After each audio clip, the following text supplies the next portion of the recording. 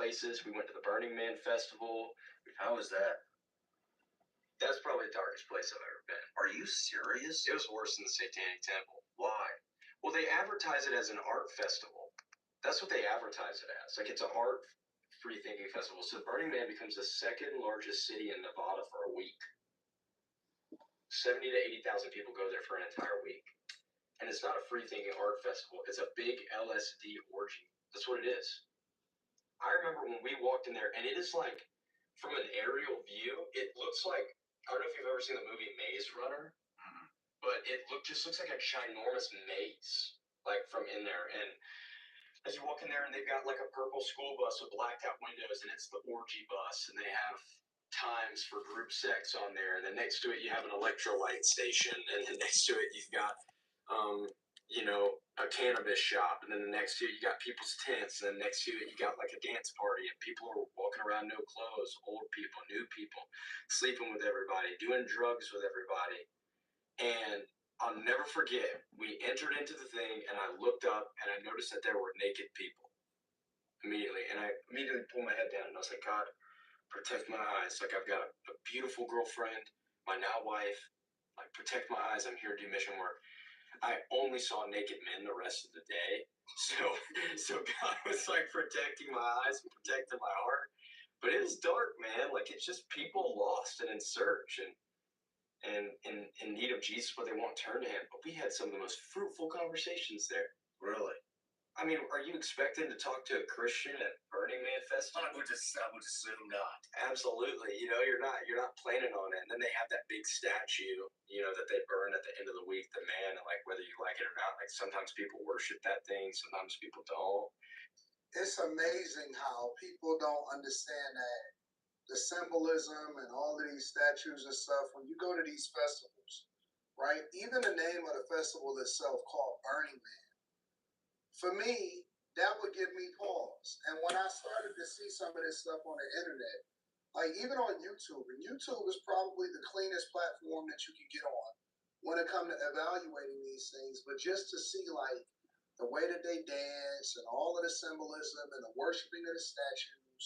And now that I get to see a deeper dive, because I try to stay away from certain content on the internet, especially X, formerly known as Twitter. I think that that's one of the best platforms, but you will see some stuff that you don't necessarily need to see on X. It gives you more insight into the mentality of people and why they go to these festivals. They're not just going to these festivals to listen to music. They're going to these festivals to do some of the most demonic stuff, and they go regularly. And the thing about Burning Man, when you actually look at it, it's a festival in the desert of Nevada, right? And when it rains and stuff and it gets muddy, the people are dirty, they nasty. A lot of times they don't be having no kind of showers, no running water for showers or any of that stuff. They fill with sand. It looks like an apocalyptic movie in a way, right? And the way that they didn't situate everything as far as like having everything set up, and it's just like he described it when you look at the videos. Y'all need to go and check out some of these videos of Burning Man. The way that he describes it is exactly what it looks like from an aerial view. It looks like Maze Runner, or it looks like some kind of big put together circle. And I don't even know how they're able to put that together. But then when you start to add in a lot of this stuff, people are overly obsessed with sex. I cannot figure it out to save my life. I don't know what it is. I don't know why they're so obsessed with it. I don't know why they want to be like with strangers that they've never met before. That just don't even sound fun to me. It sounds demonic. They have a big temple that they burn. A lot of the stuff that they build there is burnable. So by the end of the week, they burn it. It was very fascinating. I couldn't believe it was real. A lot of high-profile people there that wouldn't want you to know that they were there. And it's just like people live a double life. That was like the realest double life I've ever seen. Will you go back? I don't know. Like high-profile CEOs doing just wild stuff. A-list celebrities that are covered in, it's the middle of the desert, Black Rock Desert, wearing turbans, hiding the wind and goggles. I don't know if I'll go back. Only if God calls me there. That's why we went. It's because we felt like God called us there. We didn't go last year because we felt like God wasn't asking us to go back. And it was really dark. Like, I don't don't know how to explain it. The weight on your chest and going in there and feeling uneasy, what's going on. But we were able to talk to people and have fruitful conversations and reach people. It was amazing. And I mean, we definitely looked like the odd ones out. I got offered LSD twice when I was walking around, and I was like, no, but I got something better than LSD. Really? What is it? It's Jesus. It's Jesus. So it's it's there. He's better than LSD. But yeah, Man, you were there the whole time. no, just for a day. I could Just for a day? yeah, I could not handle that. Shit, man. Yeah, it was just a day, and I was like, I had to really take a couple days off afterwards because I was like, that was heavy. FurryCon.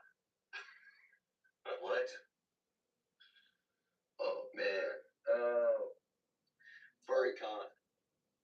I think the furry community, as much as I love them as human beings, I think it is a massive deception that What is this? Are these the kids that are going to school and they think they're animals in the mascot costumes. I think that most of the things that is going on in society and in culture today is all symbolism, which is a form of worshiping another entity outside of God. And for anybody that's a Christian or anybody that leans into Christianity, then you'll start to you get it, you understand it. And people that don't believe in God, I know that there's a lot of people that act like they don't, but they do. They just don't want to submit to the idea of having to do the right thing, and so they act like they don't believe in God. A lot of this stuff is weird, man. And anytime that stuff gets super weird, you're not just different. You're different because you're looking for an out. You're looking for a way. And let me just first start by saying, this young man, this young gentleman, and I always like to give credit where credit is due, so that link is going to be in the description. This young man and people that dedicate their lives to spreading the gospel, and I know that different people have different callings and different purposes. For him to even say, yo, I could only be there for one day and then I had to detach for at least a couple days in order to get my mind right, that shows you the level of spiritual warfare that is happening all across the globe.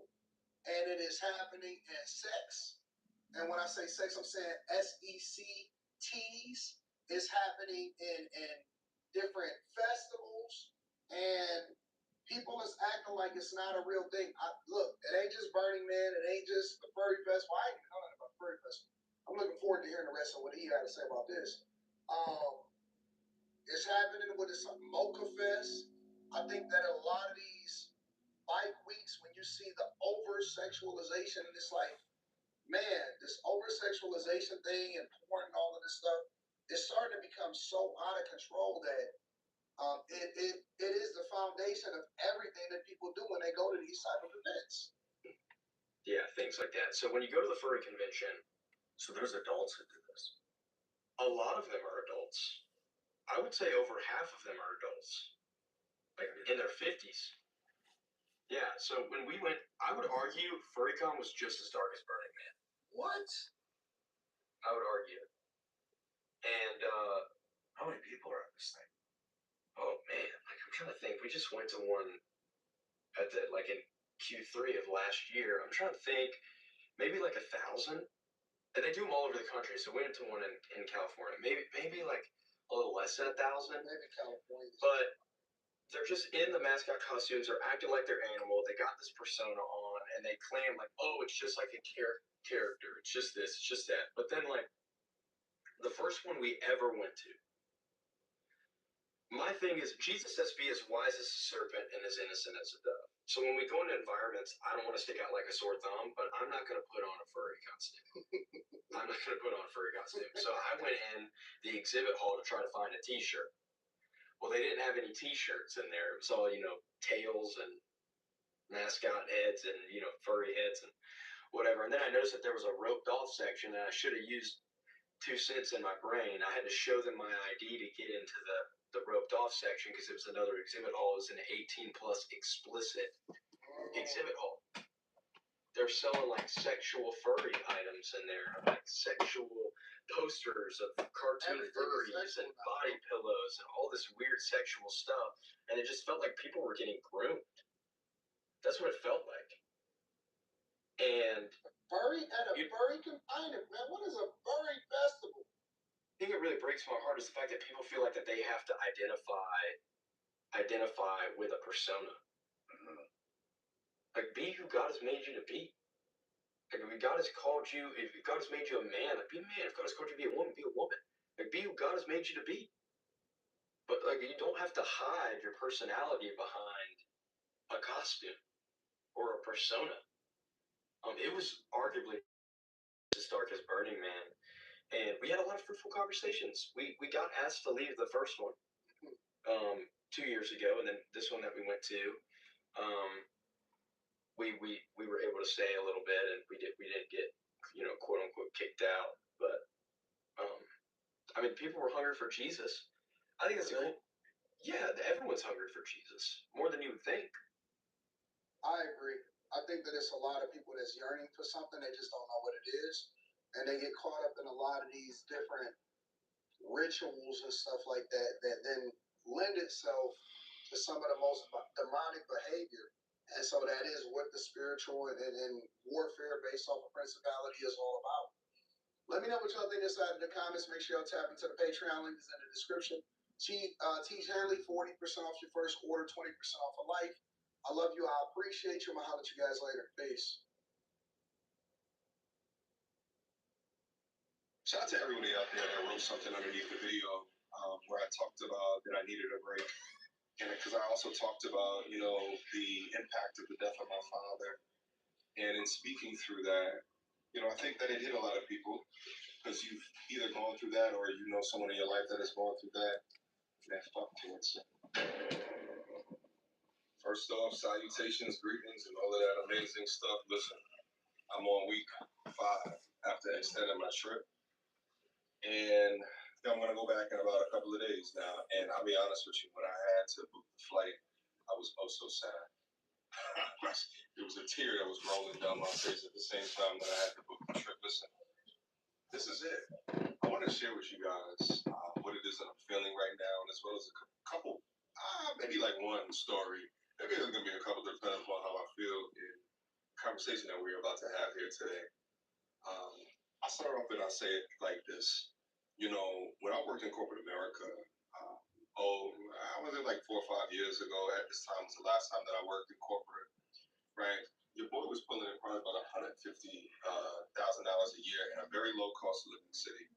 I was in Columbus, Ohio, but within that time I was salaried, and within that time, I had my evenings as well as my weekends to just be me, enjoy myself, and then also the type of work that I was doing was pretty much high powered for a couple of hours per day. But then besides that, I'd have time to talk to people. I'd have community at work. So I would say my overall life happiness, when I consider all of those different types of things, was very high. It was extremely high. I had security, I had protection, I had a salary, so I had consistency. I knew what was coming in, and I was living in a low cost of living city, post MBA grad, and I was doing extremely well for myself. So since then, I became a little bit bored within that lifestyle, and I wanted to be able to try to accomplish or figure out something to gain additional purpose of being a 30-ish year